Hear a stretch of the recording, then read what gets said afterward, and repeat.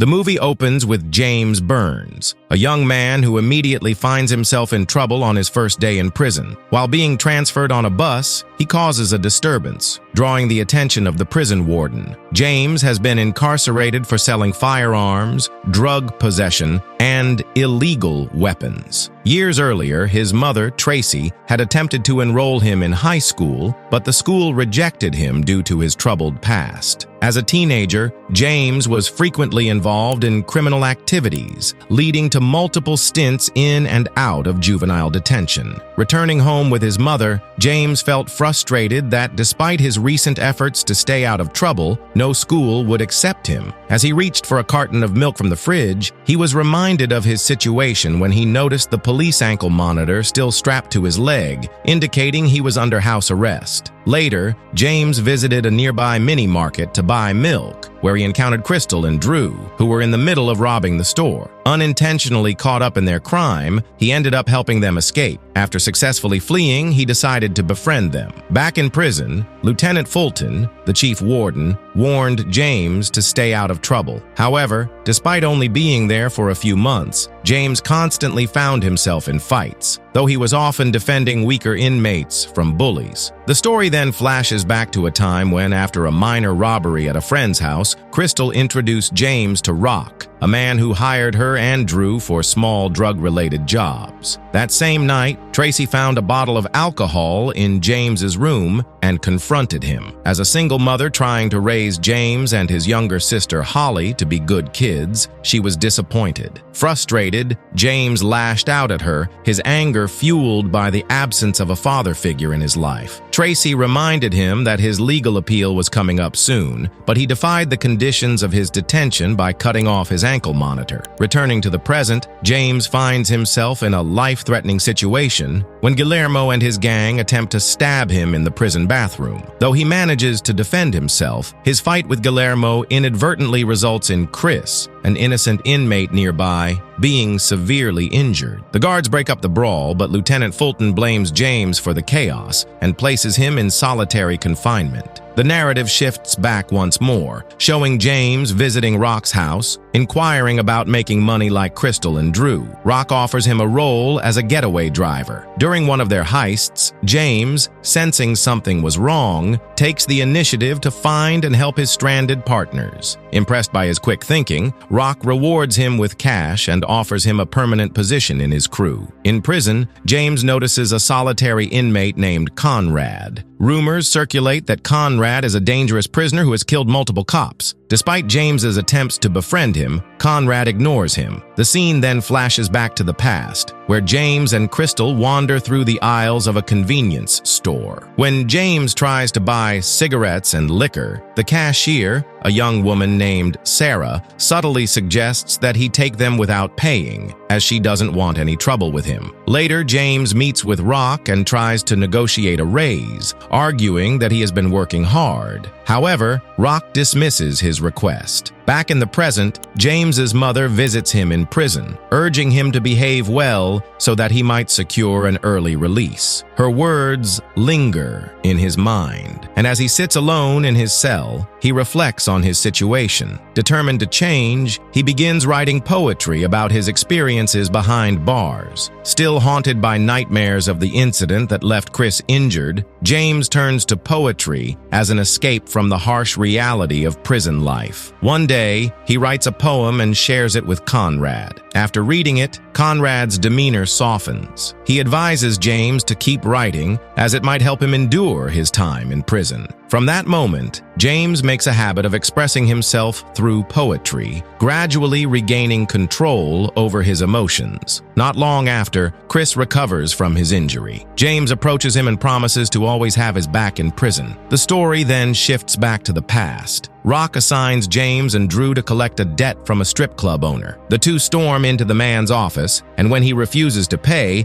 James pulls a gun on him. However, the owner's men quickly arrive and ambush them. After being thrown out, James, still seething with anger, smashes the man's car window, only to discover a bag filled with the weapons inside. Without hesitation, he takes the bag. Meanwhile, James, now growing closer to Sarah, meets her again and opens up to her in a heartfelt heartfelt conversation. James experienced a warmth and happiness he had never felt before when he was with Sarah. Inspired by their relationship, he decided to turn his life around, leave his illegal activities behind, and start a new, honest life with her. However, upon returning to headquarters, Rock furiously berated him for jeopardizing his business by stealing a gun from the strip club owner. Despite his anger, Rock quickly assigned James the task of fixing the situation. In the present, James attempts to persuade Lieutenant Fulton to transfer Chris to a protective cell until his trial, but Fulton refuses. The next day, Guillermo provokes James into a fight, but James, determined to change, controls his emotions and walks away. Soon after, Chris undergoes trial, and due to his involvement in the fight between James and Guillermo, his sentence is extended to 6 years. Overcome with guilt, James blames himself for Chris's fate. The scene then shifts back to the past, where James and Sarah have fallen deeply in love, determined to build a future together. With renewed determination, James decides to leave his criminal life behind and walk away from Rock's crew. However, Rock manipulates him into participating in one final deal, insisting that a buyer is willing to pay a hefty sum for the stolen weapons James had taken earlier. Needing money to start his new life with Sarah, James reluctantly agrees, hoping this would be his last job. Back in prison, Lieutenant Fulton orders all inmates to exit their cells and form a line. Chris, battered from constant bullying, appears broken. As the inmates line up, James notices Chris preparing to hang himself with a torn piece of cloth from his clothes. Realizing what is about to happen, James dashes toward Chris in desperation, but the prison guards restrain him before he can reach his friend. Chris ultimately jumps from the hall, ending his life. Overcome with rage and grief, James attacks Guillermo, unable to contain his emotions. Previously, James and Drew had been waiting at a designated location for the weapons buyer. However, negotiations fell apart, leading to a gunfight between James, the buyers, and the police. Although James and Drew managed to escape, they left Rock's car behind. The police traced the vehicle back to its owner, leading to Rock and Crystal's arrest at their headquarters. James, desperate to escape his fate, rushes to Sarah's house, urging her to pack their belongings so they can flee the city together. However, Sarah refuses and insists that James must face the consequences of his actions. Feeling rejected and helpless, James is soon apprehended by the police and sent to prison. Meanwhile, Lieutenant Fulton faces legal action from the prison committee due to his failure to protect vulnerable inmates like Chris. James, still grieving his friend's death, becomes emotionally unstable and starts picking fights in the prison yard. Conrad intervenes, warning James to stay focused and control himself as his trial is approaching. During his trial, James openly expresses his remorse over Chris's death and the poor choices that led him to this point. Accepting responsibility, he prepares for a harsher sentence, believing he deserves punishment for his failures. However, he vows to turn his life around and never return to a life of crime. Moved by his sincere confession, the judge decides to reduce his sentence, allowing him to be released earlier than expected. Throughout the remainder of his time in prison, James stays out of trouble and focuses on self-improvement. When the day of his release finally arrives, Conrad bids him farewell with a stern warning. If James ever returns to prison, Conrad will kill him. With that, the two part ways. Outside, James is warmly greeted by his mother and younger sister, overjoyed to have him back. Determined to live an honest life, he takes a job as a janitor. One night, an old acquaintance approaches him with an offer to return to illegal work, but James firmly declines. Remembering Sarah, he decides to seek her out. He visits the mini-market where she used to work only to find it closed. When he arrives at her home, her father informs him that she has moved away. The film concludes with James finally finding Sarah. However, she is now engaged to another man and content with her new life. Despite this, Sarah is happy to see James again and proud of the changes he has made. They talk about their journeys, and James expresses his desire to start fresh in a new city. In real life, James Burns went on to become a writer, producer, and activist, advocating for the protection of children and young people from violence. The movie ends,